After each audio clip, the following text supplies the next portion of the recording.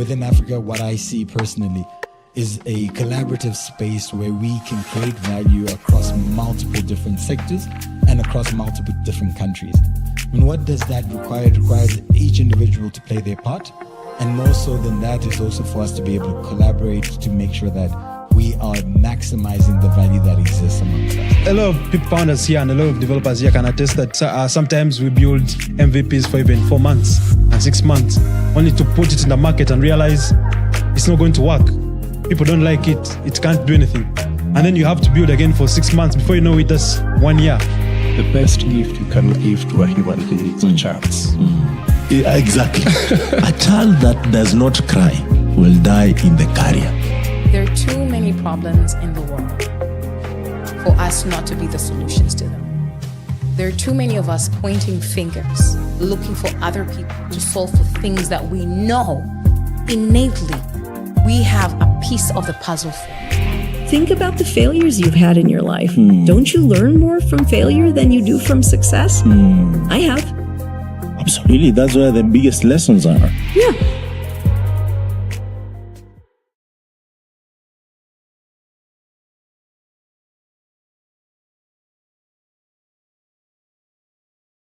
All right. Welcome once again. Welcome to Impact Masters Podcast in collaboration with Retold Podcast. Joining us all the way from wherever you are, I would like to thank you for making time for this. I'm your host, Michael Kimadi, and I'll be joined by an amazing guest who I'm going to introduce in a few. At Impact Masters, we focus on the tech and innovation ecosystem by creating and sharing knowledge. We tell authentic stories, preserving history, embracing innovation, and most importantly, pointing out impact with actionable steps. Here, we're not just storytellers, we are disruptors of the status quo. This episode is part of the Africa's Talking Retold podcast, powered by Africa's Talking, Africa leading communication platform as a service. Africa's Talking provides SMS, USSD, voice, mobile data, and airtime, all these powering 2G solutions across different countries in Africa and beyond, and amplifying voices shaping the future of business and technology across the continent, while empowering developers to build sustainable and scalable businesses.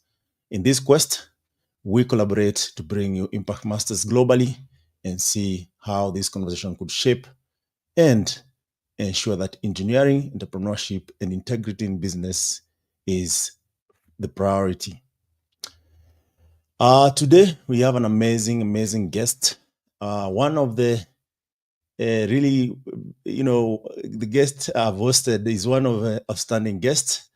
And today's name is Daniel McCaulley, PE, the founder of Ultimus Engineering, a faith-based, family-owned engineering firm based in Texas, United States of America.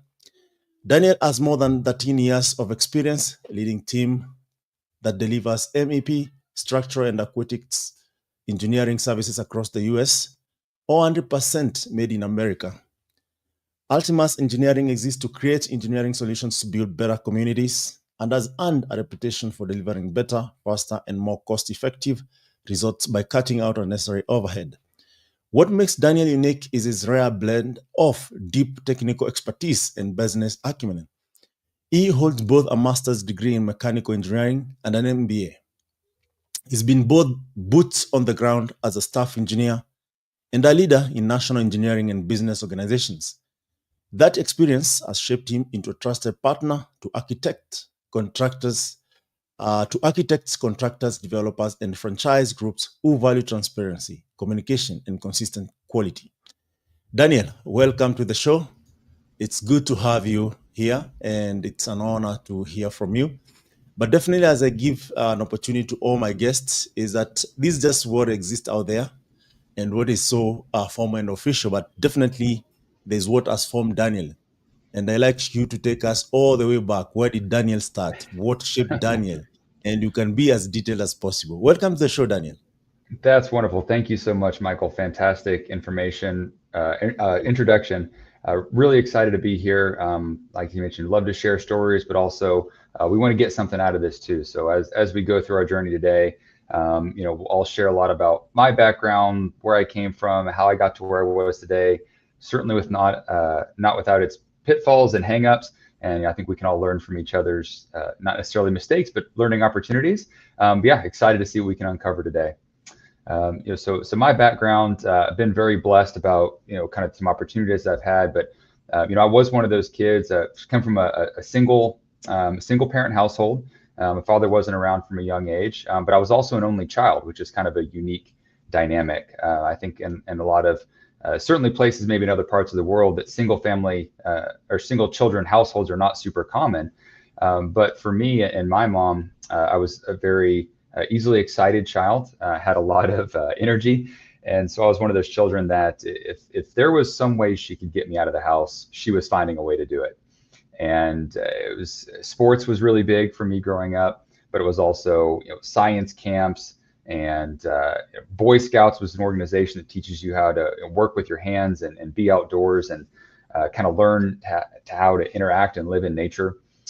And so it's just sort of like, get me out of the house, get some energy out, and kind of see what sticks. And over my young childhood and upbringing, I really kind of tended myself towards the sporting environment.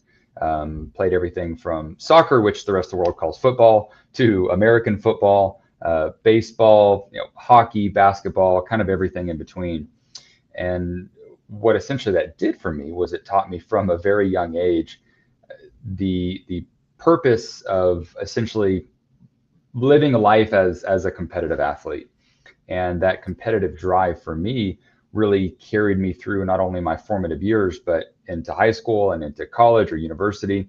And it helped shape me really more from a core point of view that kind of guides everything. And so getting into high school, getting ready to graduate high school and go to university, I didn't necessarily know what I wanted to study, but in that sense of competitive nature, I kind of just had this thought of, well, what's the most difficult degree I can think of? And that was either going to be med school or engineering.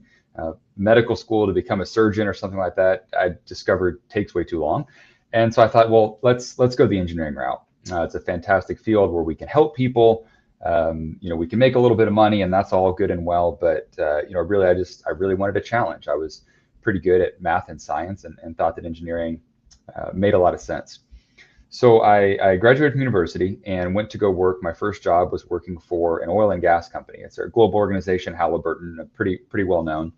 And I was a staff engineer, essentially. I was working on developing products for Halliburton that they sent downhole. So downhole completion tools is the division that I worked in. And I spent about 5 years working for them. And while I was working there was where I really started to get an impression of this idea of engineers in the professional workplace. And there are some stereotypes that exist that typically engineers are not good communicators. They don't facilitate relationships well. They don't really tell you anything more than you need. They're more just, hey, tell me what I need, give me my work, and then leave me alone, and I'll get back to you later. And I didn't love that. It was hard to work with other engineers like that. It was hard to work for engineers like that. It was hard to have engineers who worked for me that were like that. And you kind of mentioned it during the intros that I sort of discovered in myself that I had a little bit of a blend to have some kind of personality, but also integrate that technical skill set. And so as I developed my professional career, and I moved from oil and gas into a company of more general manufacturing in the construction industry, an organization that makes copper and aluminum building wire. I started to see that more and more and more.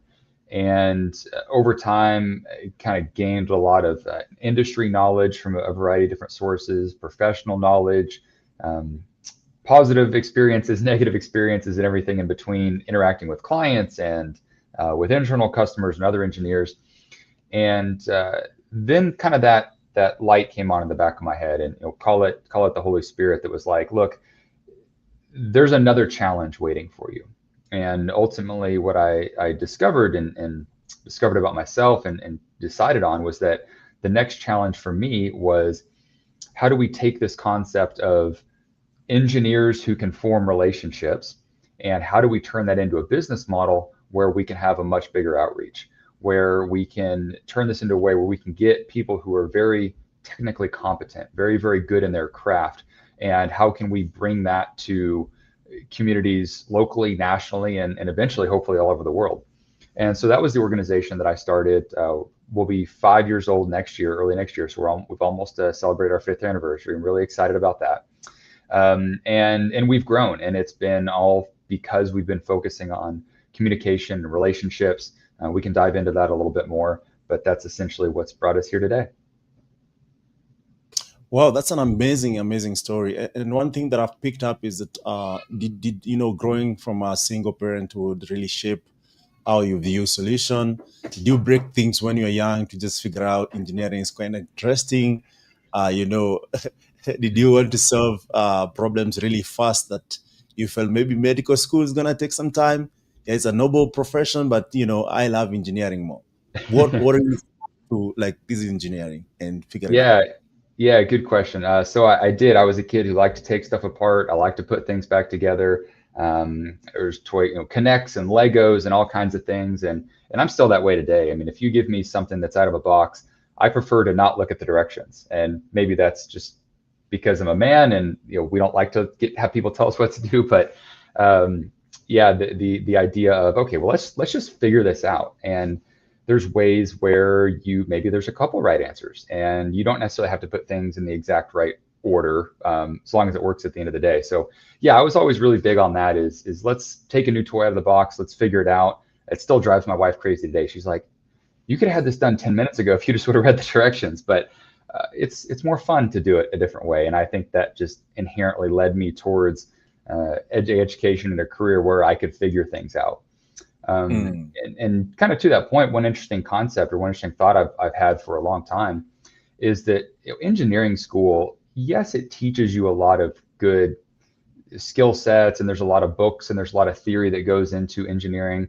But what I think engineering school teaches us the most is how to think in a certain way, how to solve problems, how to think about things on a much higher level, and then break it down from there. Because if you don't truly understand the entire scope, then it's kind of hard to figure out the more intimate details of it. And it's the same as taking a toy out of the box. Like if I just had a bunch of pieces, I may not know exactly what that is.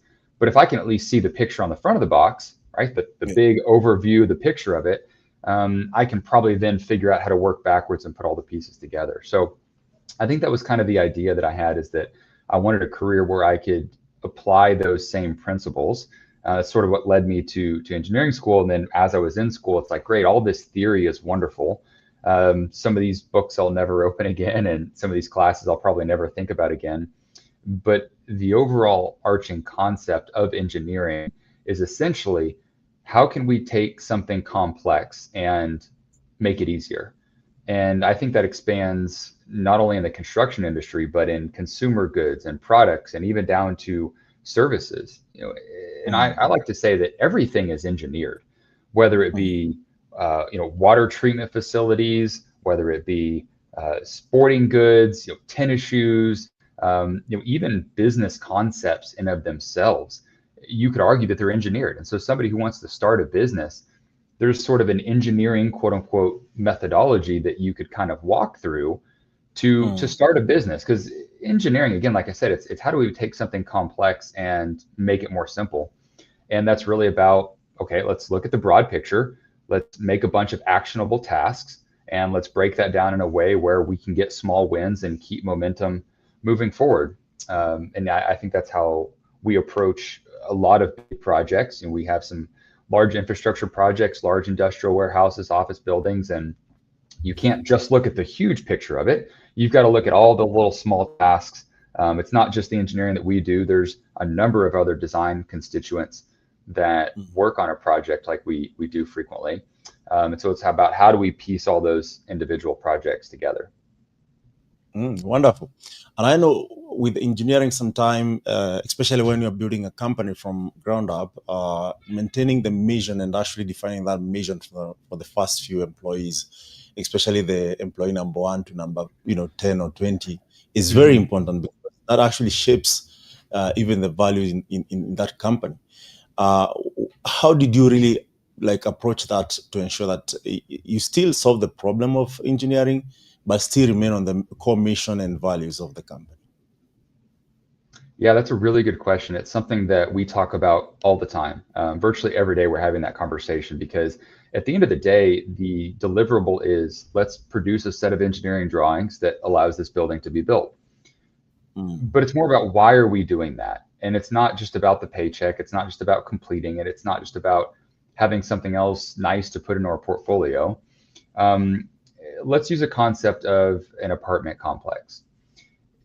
If we get assigned an apartment complex, if we win a project with an architect, okay, well, there's a developer that's one step above, typically, that is paying the general contractor. Maybe they're paying the architect directly.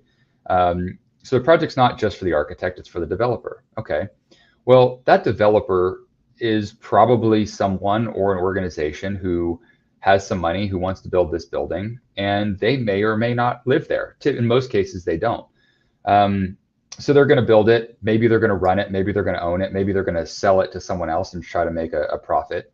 But at the end of the day, whoever owns that building isn't even really who we like to think our client is. Our client is the 10, 50, 100, 500 families, not even people, families that may live in one of these complexes. And so when we think about the way that we engineer and the conversations that we have and the reason or the bigger why as to why we're doing a project, it's the communities that we're ultimately touching at the end of the day. These could be high income earners, these could be low income earners. And when you're looking at multifamily apartment complexes, very high density, in many cases, you end up with people on all sides of the spectrum. You could have a recent college graduate who has maybe a good paycheck but doesn't have the financial resources to have a place of their own.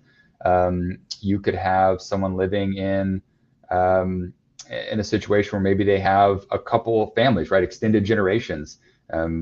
My wife in a previous career worked in speech language pathology, and she worked with a lot of families. There might be 3 generations with people ranging from a few months old to 90 years old, and maybe 6 or 7 children living in a 1 or 2 bedroom apartment. So the situation is very different from a lot of people. And when you take a step back and you realize, look, this is not just for the high income earners. This is not just for the person with all the money putting the millions of dollars it takes to build a project like this. It's also for the families who need a little bit of extra care.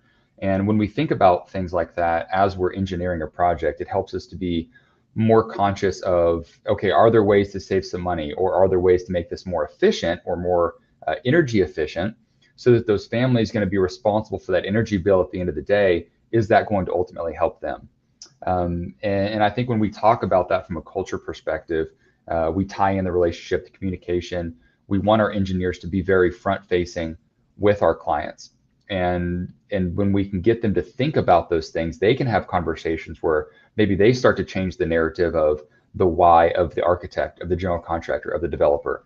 And at the end of the day, what we really want to do is we want to put the best product forward, product being the building, the apartment complex, the dance studio, the restaurant, the swimming pool, the soccer field, whatever that may be. We want to put the best possible product forward for whoever's going to be using that space, and not just the person who pays our paycheck.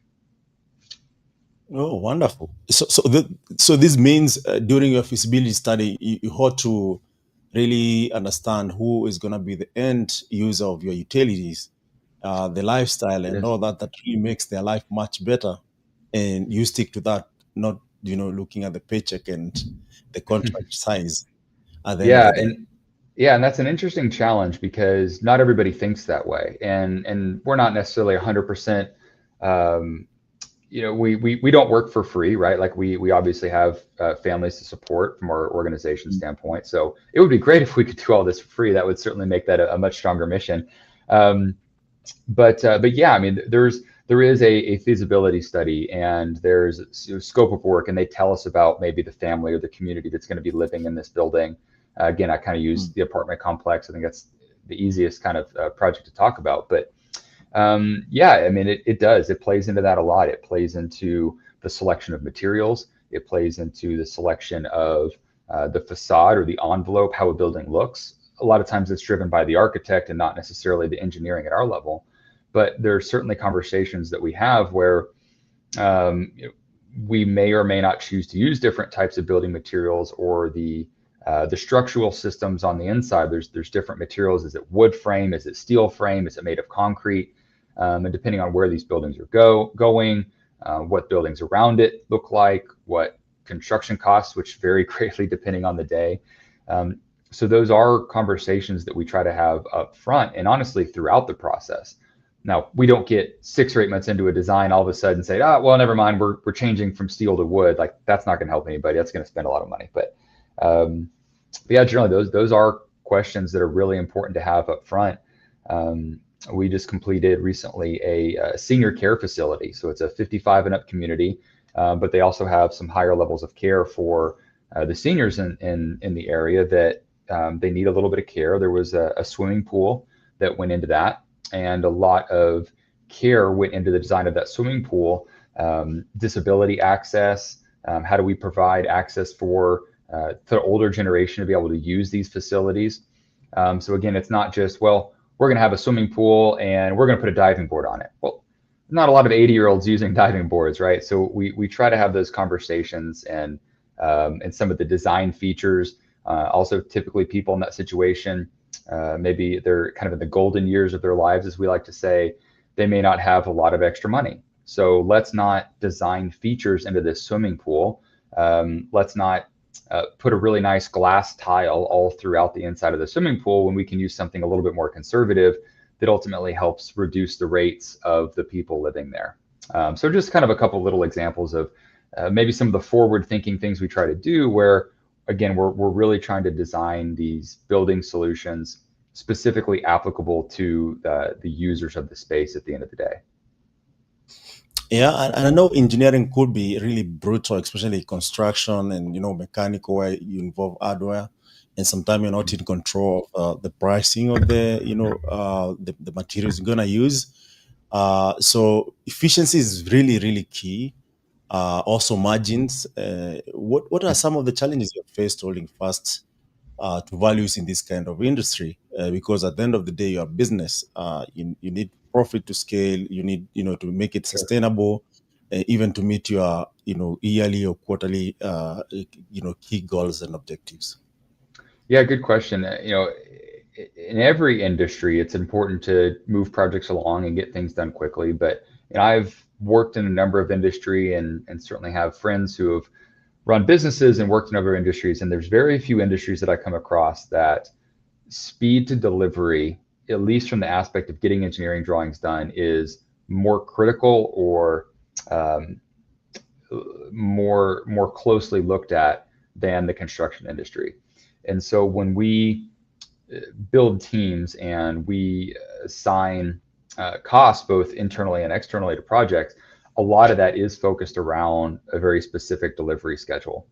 Again, it kind of goes back to the users, right? I mean, we here in Texas, here in the United States, in the North Texas area, the Dallas-Fort Worth region where we live, is one of the fastest growing markets in the entire United States.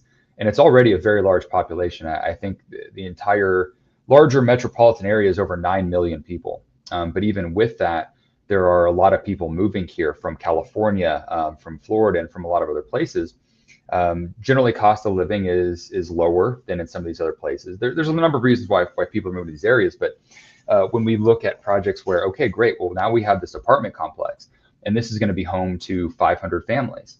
Okay, well, people are moving here faster than we can build homes, faster than we can build apartment complexes, faster than we can convert other types of buildings into places for people to live. And so every day, I mean, you can think of it like this: every day that we don't get a project done is another day that somebody doesn't have a place to live. And that's maybe a little bit dramatic, but there is some truth to that. So yeah, I mean, I think that speed to delivery is super, super critical. And when we build teams, we use kind of a flexible operations model. So we have a good number of engineers who are full-time, in-house, W-2 employees. But then we also have a number of kind of subcontractors who may do some engineering on the side. Maybe they have their own business where they're happy to get some extra project from time to time. And these are not people that we're going out in the market and just trying to find, randomly just because something came up. These are people that we have vetted and used for a number of years now. And so they're essentially an extension of our Ultimus Engineering family. And as projects come in that we may not necessarily be able to immediately handle with our in-house employees as fast as we would like or as fast as the client needs, we can flex our operational base to bring on some of these other sub-consultants or subcontractors to get that engineering done.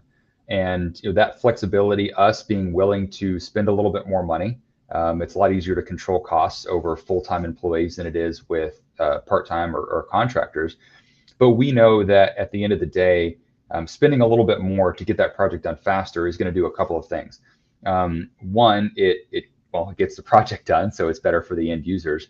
But two, it really helps facilitate and grow those relationships. It fosters a better understanding with our clients. It helps them trust us more. So anytime that they can trust us to get projects done, get them done quickly. And if they have a client, so say an architect, for example, a developer comes to them and they say, hey, we need this done really, really fast. Do you have a partner that can help? And they say, yes, we know Ultimus Engineering can really get this done quickly. Well, that's going to make that architect look good. And then that architect's going to get more work. And then it's all going to come back to us because we were flexible and we were able to work really efficiently with them. So yeah, in a given project, we may spend a little bit more, but it's kind of looking at a more holistic picture where if we can be faster to market, we can be more responsive, we can turn around quotes in 24 hours. We can turn around projects on average 60% faster than a lot of our competitors in the market. Those extra dollars that we may spend that it may not directly increase our bottom line, it helps raise that top line, which allows us to meet some of those financial goals and again, just kind of raise the company as a whole. Wonderful. And world over, especially in the metropolitan areas like Texas and most cities in California and everywhere else in the world, actually, the issue of homelessness is becoming real. And I think you are the center of this, whereby you build houses that even when you're contracted to do so, at the back of your mind, you should have this reality that, of course, there's a function of a form where I can afford and sustain. Is this something that actually that has come over and over now that there's this enormous problem all over US and even across the globe? We talk about it a lot. Here we call it affordable housing, and affordable means different things to different people, but generally that term is used for lower income families. And obviously there's incredible income disparity all over the world, and so even to say people below the poverty level in the United States is riches for other people in the planet. So it's hard to talk about that in terms that can be well understood by everybody, but specifically here in the United States, there are opportunities, there are programs. We do try to do some charitable work for different nonprofits. We have a kind of a give back campaign where we do try to do some work for reduced fees or without fees, and every little bit helps on construction projects. And if you can save a few thousand or a few tens of thousands of dollars through various parts, it ultimately helps reduce the construction cost. And if we are working for nonprofits, then they can get grants and funding from other donors or from maybe from the government.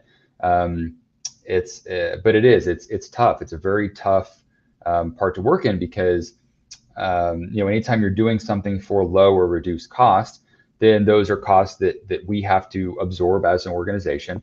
And our employees have to know that, hey, look, this project may not be as quick of a turnaround. We may be dealing with more partners who understand less about the industry than we're used to.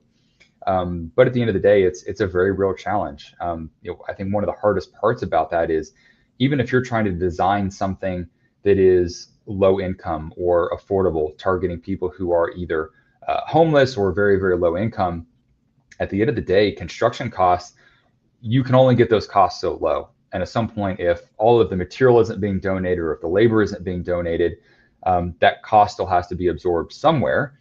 And so to build housing to help combat homelessness, it is kind of a tricky situation. I think it's to solve that as a world crisis is a much bigger conversation that I think you and I can solve today. But I think really what it comes down to is just, look, if we can all just do a little bit, right? It's not just on the corporations of the world, but it's not just on the donors. It's not just on the governments. It's about everybody doing just a little bit more.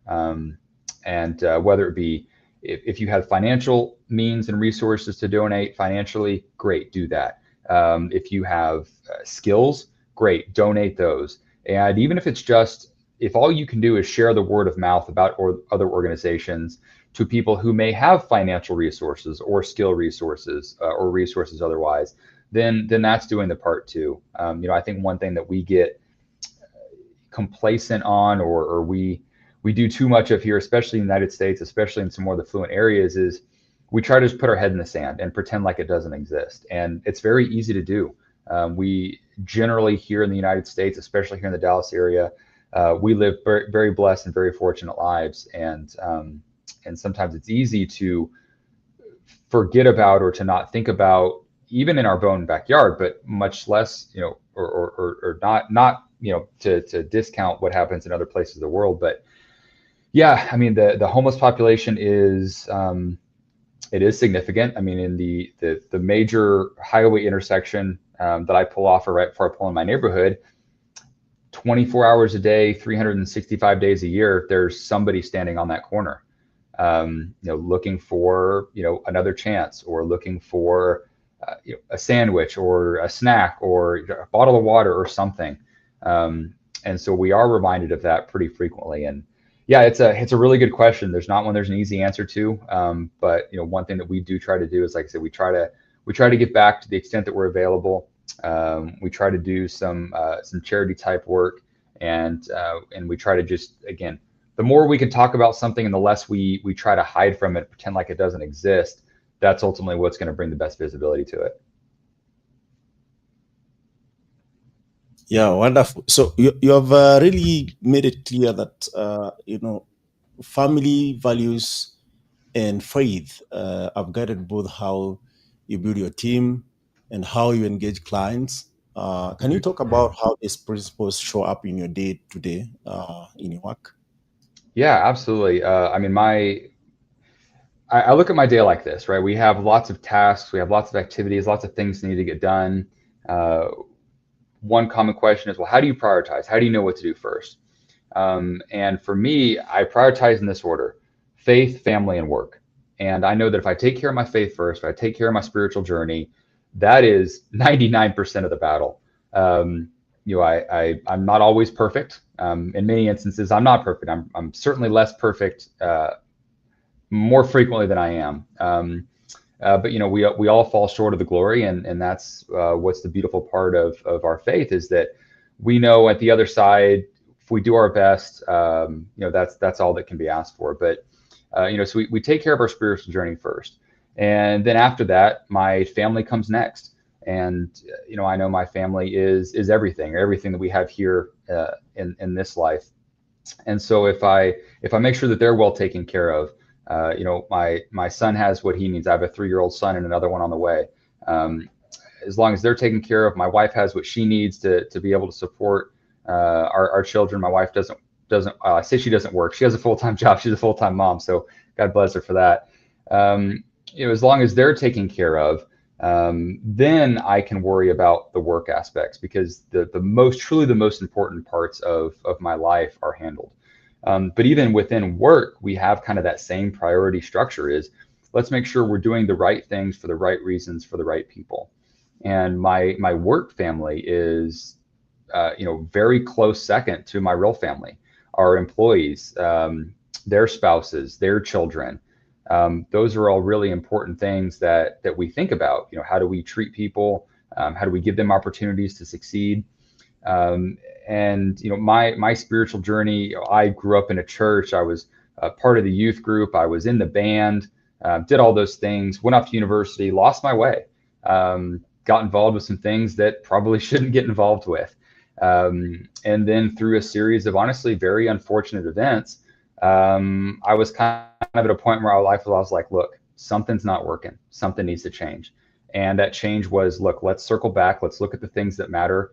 Let's get back into the faith. And, it was unfortunate things that brought me there, but it was that journey that made me appreciate and really understand as an adult things I didn't appreciate as a child. You're a child, you talk about religion, and it's just sort of this wonderful concept that's nice to have, but you don't necessarily see the ramifications of it. And I don't think you can truly appreciate anything, religion or otherwise. We say we all want what we don't have or can't have, or you never truly loved until you've lost and loved again. That same kind of concept rings true. And so I didn't fully appreciate what it meant to have this inner peace throughout turmoil and starting a company and what all that means. And so it really all centralizes around that. But it's the conversations that we have with prospective employees, with clients, and that drives conversations and how we interact with people. We don't always have positive conversations. Not every project always goes smoothly. But if we take a step back and be like, okay, what really caused the issue here? Was it a misunderstanding? Was it something we did wrong? Was it something that maybe a client could have provided more information about? And if we think about how we really should be interacting with others, before we immediately respond, send a quick email or retort, maybe not necessarily in a manner in which we should. If there's a reason why we're behaving and interacting with people in a certain way, then it's easier to make sure we're still following that day in and day out. So yeah, it is very much all tied together. That's wonderful, man. Like, it's really something that someone could take actually and implement it in this fast-paced world where everyone is looking to make an extra buck as well as maintain their sanity. And I like to break it like body, mind, and soul. It has to be really aligned and strong to be able even to offer something. As they say, you can't pour from an empty cup, and you have really put it together. I like that. And from your story, you have really been in the trenches as an hands-on staff engineer, and you have been in the boardroom actually, outlining the mission and vision and discussing what next.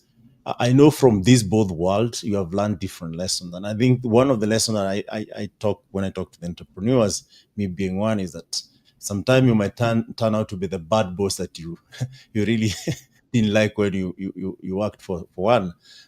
So what are these lessons that actually keep you grounded to not go beyond the line? Yeah, gosh, I mean, lots to unpack there. As an engineer, as a staff engineer, that boots on the ground, really having the hand dirty, you learn to appreciate what good leadership is. There are different leaders, there are different leadership styles. Some people are very hands-on. We hear that phrase, micromanaging. And then there are some people that maybe go too far the other extreme, where they aren't engaged and they just expect people to get the job done without any direction.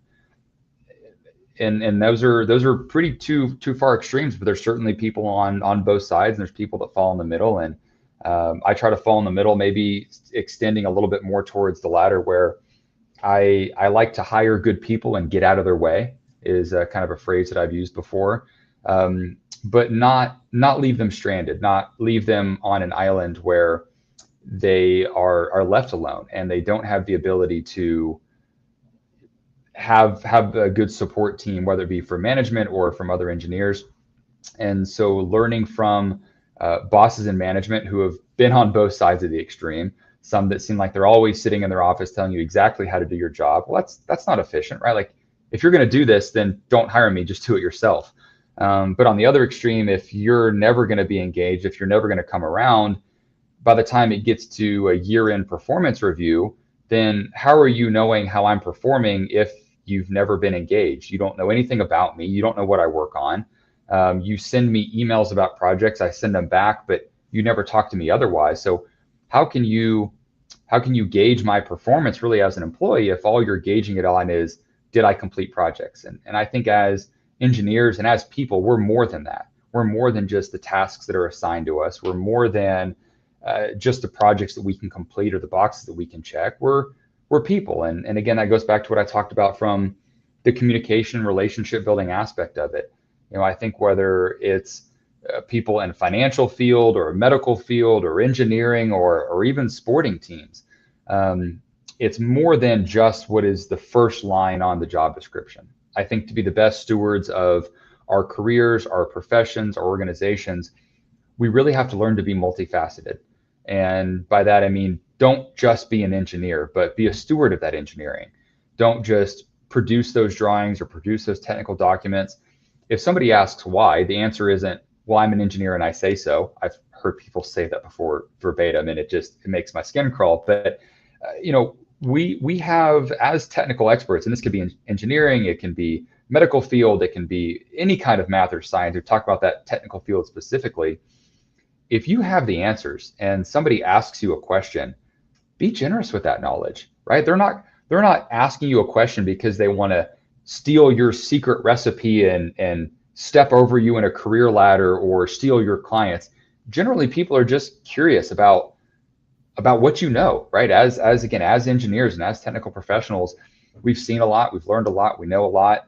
And if we can share even small tidbits of that, it just makes us more open as receptive individuals. And, I think one thing that COVID taught us over the last, I guess, going on almost 5 years now, is that we really need to be with people as a society, as a human race. This human engagement aspect of it is so critical.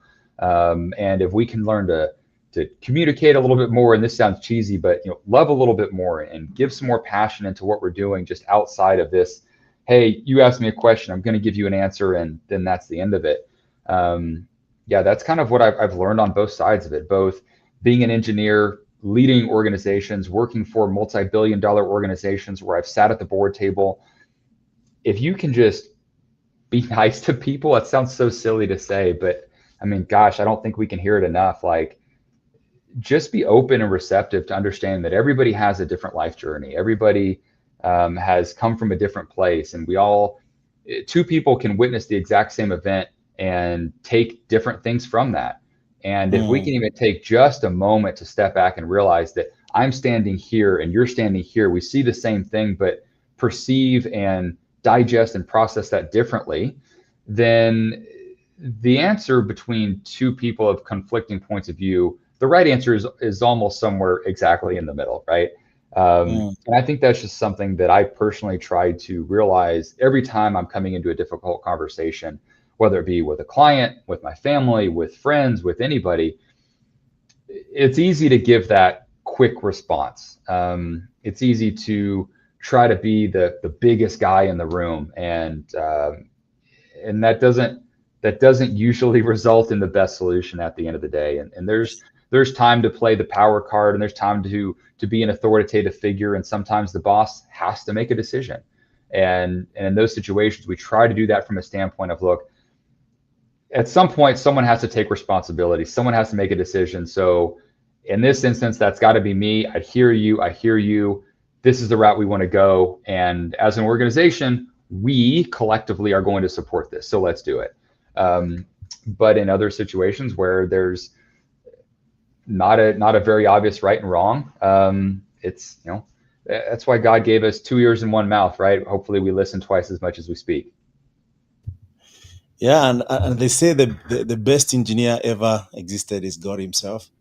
And yeah. we are the example engineering marvel that he built in his own image. That's right. So you are doing God's work in one way or the other. I know trust, when you're building projects that really one mistake or miscommunication could cost millions, is something really that is expensive to really give away and ensure that it's always reciprocated. How do you ensure trust is maintained at scale? That's a good question. I think a lot of it comes through building a portfolio of work. When we're working with new developers who are building large projects, they're going to be hesitant unless you've done something similar before. And so building trust both up and down the ladder, it's really about showing that those completed portfolio projects. And so it's difficult getting started, right? Like how do you demonstrate you can do it without actually doing it? And I think a lot of that comes into organizations as a whole. As they grow this portfolio of work. And as engineers who are working for those organizations, you get to be part of projects because the organization as a whole has built trust. And there are levels of leadership and training and professional development that helps bring up younger or newer staff engineers. You're not going to take a new staff engineer directly out of university and make them the sole owner engineer of record on a 50-story high-rise building. It's just not going to happen. But these engineer in training will be a part of a project. They have a small piece of it, and then they see all the other parts of the puzzle that get put together. And that builds trust and credibility within teams. And then as those engineers successfully complete small pieces of project, they are in turn trusted more, and they're given a little bit larger and larger responsibilities. And as organizations, it works very similarly. Starting off, you hire engineers. Those engineers are nice because they have their own personal portfolio. So as a company, we can leverage the personal portfolios of our engineers who maybe have worked on large complex projects at other organizations. Well, now the trust is, okay, well, you have the Ultimus Engineering family of projects, but then you also have all these other projects that have been successful from the engineers who work for us. And so that just helps grow that essentially portfolio. But a lot of it is essentially, can you validate work that you've done historically? Have they been successful? Not every project's going to be 100% perfect throughout, but at the end of the day, generally buildings stand up, right? From a structural engineering perspective, the air conditioning turns on, the water drains, water flows downhill. So sanitary piping systems are generally pretty easy to design. But I think building trust is really about exhibiting a portfolio, executing, but it all comes back to say what you're going to do. And ethics is a big portion of professional engineering. It's about 1/10 of all of our professional engineering development hours that are required by state and national mandate every year. And a big piece of ethics is do what you say you're going to do. And so as an engineer, if I ethically believe that I am a competent enough engineer to execute a project, then okay, great. I'm going to say that, and then we're going to get the project, and then we're going to execute it, and that inherently builds trust. So you can kind of look at it from two sides of the coin. So it's more or less an agile process where you iterate as you go. But have you paid the price at one point? Paid the price on failing on our project, or is that what you're asking? Yeah, on trust. Yeah, we have, and it was kind of an interesting lesson to learn. So I mentioned earlier in the call that we utilize a network of both internal engineers and a series of contractors who will come in and work on projects. Earlier on in the organization, I didn't know if that was something that people wanted to hear. I think I kind of assumed that people just wanted to hear that everything was in-house, or otherwise we just didn't mention it, right? I was never deceptive. I never lied to anyone about that. But we had a project assigned to us. We were busy with our in-house engineers. And so I called one of these contractors who had worked for us for a long time. And he was going to be essentially the engineer on our behalf working on this project. I didn't necessarily disclose that to the developer, but I didn't really think it mattered. But again, I was not forthcoming in the engineer that was going to be working for us on this project. Well, we got about 4 weeks in or so, and I forget exactly how it all came to light, but the developer discovered that this engineer didn't directly work for us, was not a direct employee, was a 1099 contractor, but wasn't a direct employee from us. And he pulled the project from us. And it was a very eye-opening experience that was just like, look, I don't think we necessarily did anything wrong, but if that client had expectations that all of the engineers that were going to be on this project were full-time employees of the organization, then we could have been more forthcoming about that. And so that's why today and kind of the lesson learned from that is I'm very forthcoming about that. I tell new potential clients, like, on any given project, you may get a combination of engineers that work for us in a full-time capacity, and some that are subcontracted through. But yeah, that was one example. This has been a couple of years ago now, but yeah, it was an eye-opening experience. It was a really big project too, and I felt bad. I felt bad for the engineer because that was money that he wasn't going to get. We had some other resources allocated to it, and it kind of delayed the project for the developer too. And so it was a tough lesson learned on not being as forthcoming and transparent. And transparency is big for us, right? I mean, we certainly talk about that now very openly. And what's kind of funny, and I think about it now and I chuckle, is that every person I ever tell that to thinks it's a really brilliant model. And nobody's ever said, well, we only want your full-time permitted employees to work on this project. And if they did, I would say, great, we can organize that. But everybody that we've ever talked to thinks that's a really great business model to allow for flexibility. And I wish I had known that sooner. I mean, most engineers are really good, brilliant, smartest engineers, but we see them every day failing in entrepreneurship, or even if not failing, they're not really interested in entrepreneurship. And we saw these with Steve Jobs and Wozniak. In your own opinion, why do good engineers often struggle in business? I think it's because any business is all about sales. And it doesn't matter if you're selling tennis shoes or any other consumer good or rocket ships or engineering services. If you can be the best engineer in the world, but if you can't get your service or your product out there, if you can't sell it, then it doesn't matter how good of an engineer you are. And I think a lot of times as engineers, we get so focused on the technical aspects and being experts in our technical craft that we forget about the sales piece of it. And so as a business owner, certainly new entrepreneurs, businesses that are just starting off the ground, you have to do everything. You can't just engineer, or you can't just, whatever it is that your specialty is, you have to sell, you have to market, you have to manage clients, you have to come up with content, whether it be to post on social media or just advertise in general. And that's very difficult for any one person, but especially I think engineers or people that are very focused on technical craft. It's difficult to understand that.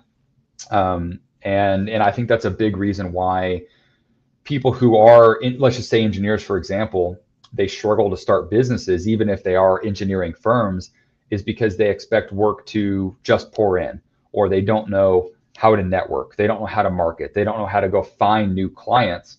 And if the clients that they have, if they are, for whatever reason, not busy and that work isn't coming in, they don't know how to go get more work.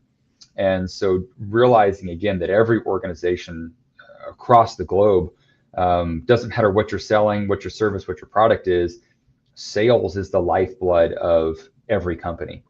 And if you don't have that, it doesn't matter how good your product is. I mean, some of the most well-known brands in the world, I mean, let's say McDonald's. I think most people know who McDonald's is.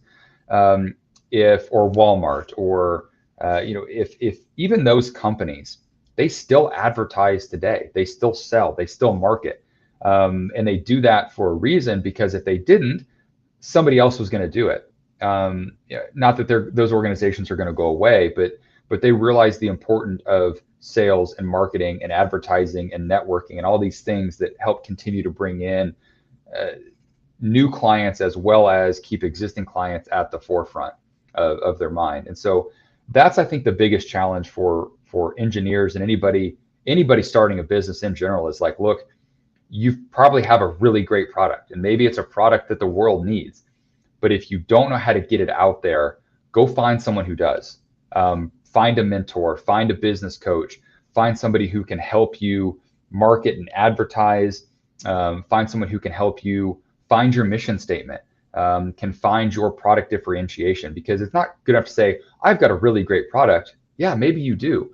But if you can't articulate that quickly, if you can't show someone immediately your value proposition, your differentiation from your next closest competitor, if you don't have that lined out where you meet someone in passing, whether it be in the street, at the market, wherever it may be, if you can't quickly articulate that, then you may not ever get an opportunity to share your product, your idea, your great service, or your business model. And so having that as a really the backbone of what you should do first, starting an organization, like it's great to have a product idea, but make sure you know how to talk about it. Make sure you know how to sell it. And that's, I truly believe that's the difference in the organizations or the businesses that fail in those first 2 years and the ones that get past 2 years and then have other challenges to continue to grow and continue to stay valuable. But that first 6 months to 2 years, that's when a lot of businesses fail. And I really believe it's just because they don't have adequate sales channels. Yeah, wonderful. And also as an engineer, you should be able to see end to end of this process as you scale, because at the end of the day, as much as you're a good builder, you need to understand what goes into every aspect of your business. So nicely put. Let's talk a bit about success. And success to many people is, are different things. And in this case, for you, what success means? Is it impact? Is it family? Is it profits? Is it, how many people you have helped? How do you define success for you? Is it health? What is this success for you? Yeah, success can take a lot of different shapes. And I think success, the definition of success changes depending on what facet of life are we looking at. Success for me personally is certainly my health, being around for my family.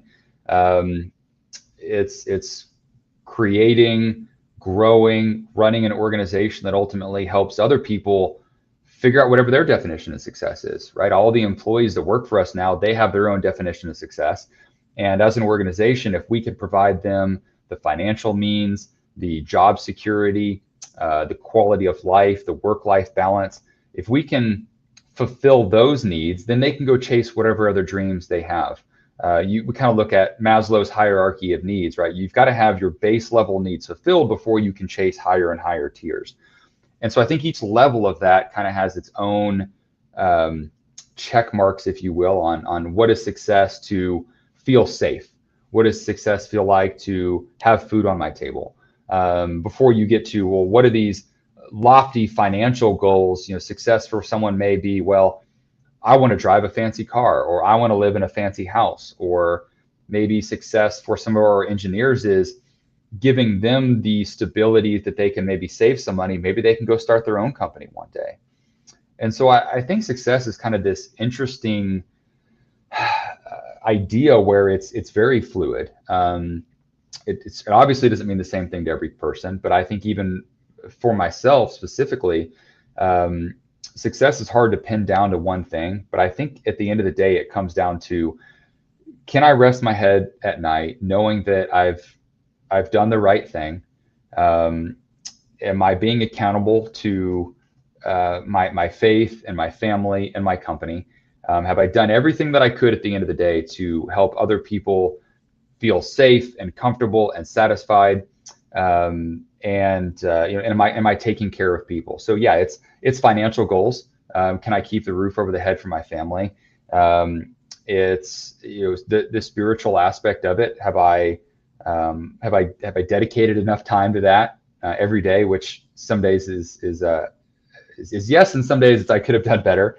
And it's success for the company and ultimately the people we help. And again, that's the employees, but it's also the users of the space that we create. So maybe not the exact specific answer, but I think it's different for everybody. But the important thing is have a mission, have a drive.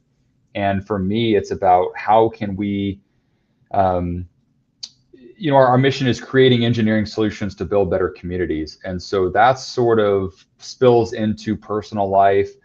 We have a lot of family, friends, and connections who are also industry colleagues. And so, creating those better communities, building that up, that's all part of, I think, what success is at the end of the day is, have I done the right things for the right people in the right fashion? And kind of tying it all back to that competitive nature. Have I left it all in the field? Is there anything else that I could have done to make this project more successful, to make my family more comfortable, to treat people in the right way? And if at the end of the day, I say, I've done everything I can, I've left it on the field, it's fourth quarter, time's running out on the clock. Is there anything left I have to give? And if the answer is no, then I think that's kind of the definition of success.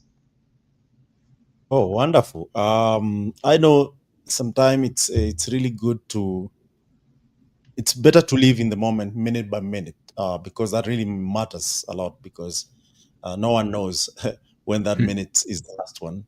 Right. But let's talk about the future. How do you see organization like yours, or any organization for that matter, really envisioning and serving the true purpose of that organization existing and solving community problems that actually makes our world a better place? Given previously you said it's all for one, right?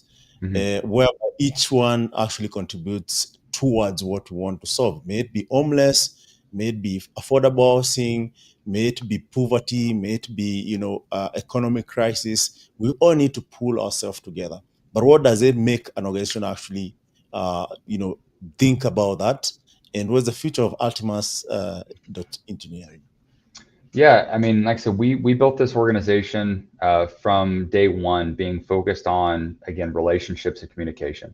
So as we continue to grow, that is going to continue to be the backbone of everything that we do. And it's doing things for the right reason. It's not being deceptive or chasing dollars just for the sake of doing that. And the more that we can grow, the more people that we can help. And so I don't have a cap. I don't have a limit. And an interesting thing, something that I've sort of discovered throughout the engineering community, other firms that are offering very similar services, they seem to be stuck, purposefully or otherwise, at certain project levels, at a certain employee level, at a certain revenue level. And I think it's because they get comfortable. Maybe they have a certain mission or a certain goal where all they wanted to have was a 10-employee company, and they feel like they can do enough work and everybody's comfortable.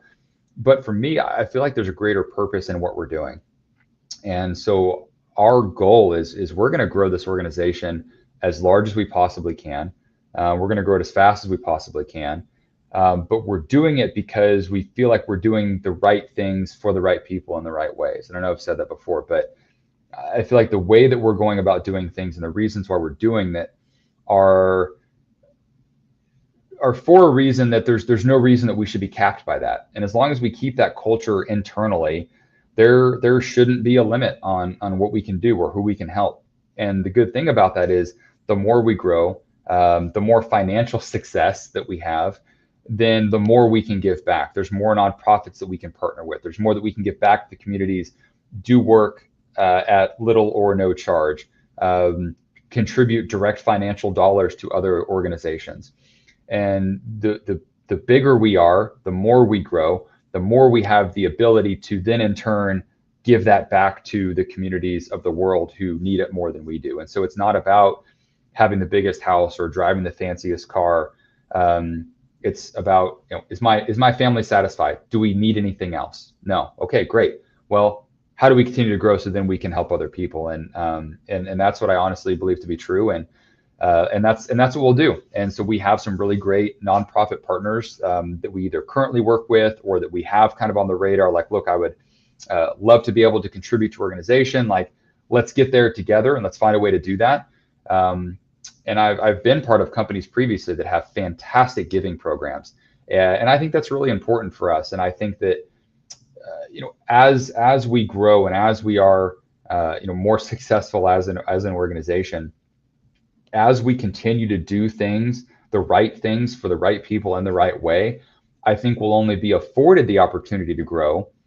And as long as we give back in the right ways, we'll be given more and more opportunities to do so. I truly believe that's how we are as humans. Those are the opportunities given to us by the Creator, and it's again doing things the right way. It's like these little tests, right? We get tested with both positive and negative challenges, and it's all about how do we respond to those. If we are given incredible blessings and incredible opportunities and incredible resources, what do we do with those? If we squander them and we are selfish about them and we're greedy about them, we may not get continued opportunities. There's some people that seem to have an infinite amount of money and differing opinions on whether or not they do the right things with that. And they may have other challenges in life that they're overcoming. But I think for us, if we look at just the small piece of the whole pie that is the financial aspect of it, that's one thing I'm super excited about. Again, I've got friends from all spectrums and all walks of life and in all parts of organizations and industries. And some people need more than others. And I think it's going to be really fun for us to be able to write that big check one day and help people. And so that's the future for Ultimus is I want to be a recognized organization, not just in engineering, but a recognized organization that gives back and does have great community involvement. Interesting. And I have one last question that is a bit personal for me, which I would love to know a few details about. Is it better to start a company with a friend or a family? Ooh, wow, great question. I think it depends on your relationship with that family member. They say blood is thicker than water, but at the same time, you've got to look at that person day in and day out, whether it be family reunions, if you live with them. And we've kind of got, Ultimus has sort of an interesting dynamic with that. So when I started this company initially, I started it with a longtime friend. I had a business partner from day one. And we got about 6 months into it. Things were tough. It was not quite as easy to grow the organization as we had hoped for. And my business partner, again, longtime friend, fraternity brother, college friend, we were in each other's weddings. And he said, hey, look, I don't think this is working. I don't think this is right for me. I want to step back. And so we didn't necessarily have an agreement on the direction of the company. It was just, he didn't feel like he was in the right place at the right time. And we had a very adult conversation. He agreed to step back. I absorbed his part of ownership, and we're still really, really good friends today. And after he stepped out, I wanted a little bit more support. I wanted to have someone to bounce some ideas off of. And it was about that same time where my wife agreed to step in and help be a partner in the organization. So we are a family-run organization. I am not necessarily sitting next to her all day, every day. So she has certain experiences. I have certain experiences. We have this shared experience of running an organization. I think if it's like that, if it's a husband and wife, those can be really powerful organizations.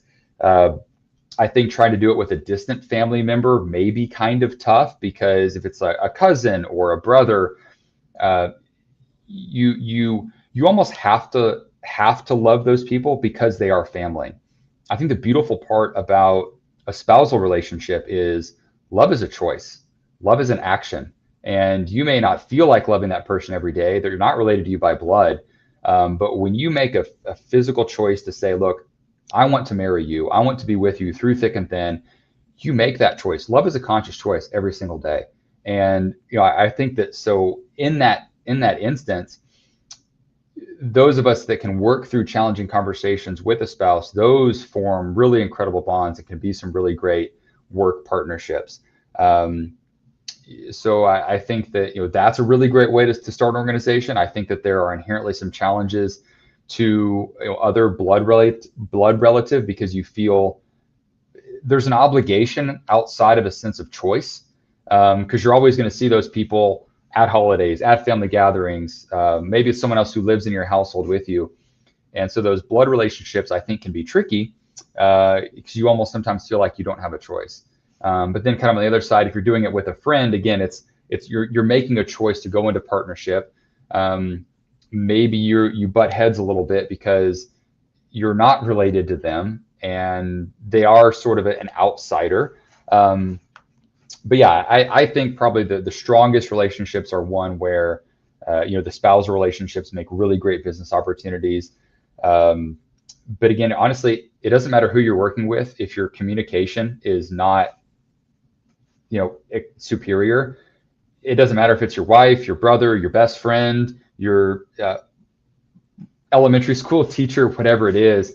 It comes back to, hey, can we all communicate together, and can we put all the cards on the table? Let's not make assumptions, and let's just have really open and honest communication and feedback. Wonderful.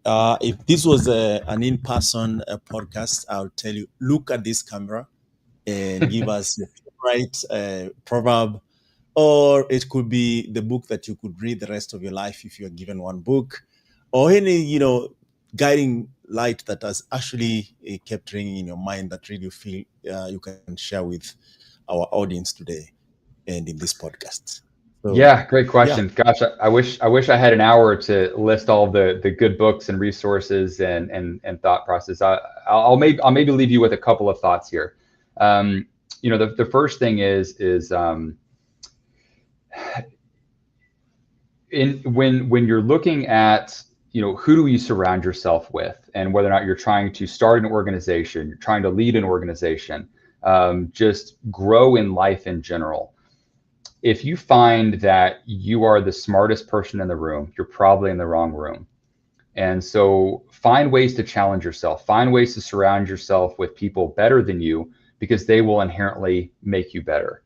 And through that, in a similar concept, another focus is don't live the same day twice. I'm a firm believer in that. If we are stagnant, if we're not growing, if we do the same thing day in and day out, you're always going to get the same results. So try to do something different. Find a way to grow, even if it's just the smallest little bit. Grow a little bit every day. Challenge yourself. Find a new way to do something, and that will effectively make you more resilient. It will make you stronger. It will make you more diversified in your experiences and conversations. So don't stay focused and just don't get comfortable. If you want to grow, have a vision of what success is for you. And those are kind of the two kind of parting thoughts of, as you structure your day and as you think about what you want to do with your next steps, those are two really great ways to surround yourself with really smart, really awesome people. Don't feel like someone else is going to overshadow you, or, well, they're smarter than me, so I just want to go somewhere else. Like, you're never going to grow on that. And then through that, again, find a way just to not do the same thing day in and day out. Thank you so much, Daniel. And it's really an honor to have you on this podcast, and I'm sure we're going to have a few discussions in future. It's really an honor to share your story and also insights. What I really take away from this is that engineering at its base isn't just about calculation and blueprints, especially construction engineer. It's about relationships, communication, and integrity. And that's a message every entrepreneur, no matter their industry, can learn from. For our listeners, you can connect with Daniel on LinkedIn.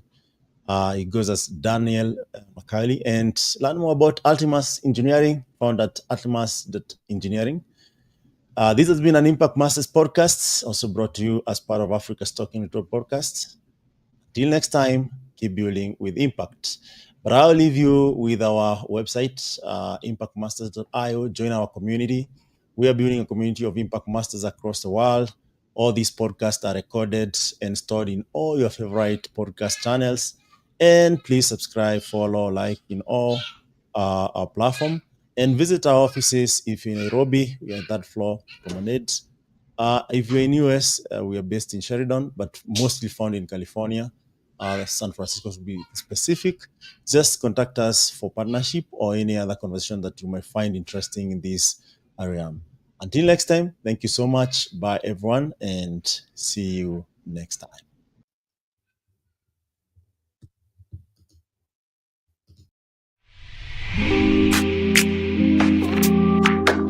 And within Africa, what I see personally is a collaborative space where we can create value across multiple different sectors and across multiple different countries. And what does that require? It requires each individual to play their part. And more so than that is also for us to be able to collaborate to make sure that we are maximizing the value that exists amongst us. A lot of people founders here and a lot of developers here can attest that sometimes we build MVPs for even 4 months and 6 months, only to put it in the market and realize it's not going to work. People don't like it, it can't do anything. And then you have to build again for 6 months. Before you know it, that's 1 year. The best gift you can give to a human being is a chance. Yeah, exactly. A child that does not cry will die in the carrier. There are too many problems in the world for us not to be the solutions to them. There are too many of us pointing fingers, looking for other people to solve for things that we know innately we have a piece of the puzzle for. Think about the failures you've had in your life. Don't you learn more from failure than you do from success? I have. Absolutely, that's where the biggest lessons are. Yeah.